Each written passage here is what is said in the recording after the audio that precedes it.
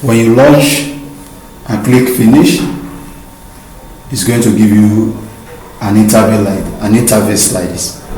So the first thing you do, come to this place and click on extension, then type Python extension. Okay, so it's going to show you Python extension like this. So I have installed my own before. You click on what? Install. Click on what? Install, and it's going to install the extension. After installing the extension, you come to this place, you click on what? Start a new file. So give you Python file. Okay, so you give you this. Then you can name it by saying Ctrl X. Okay, then you give it name, or you come to file, then you look for save, and you give it name.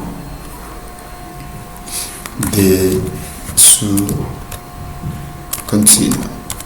Okay, so day2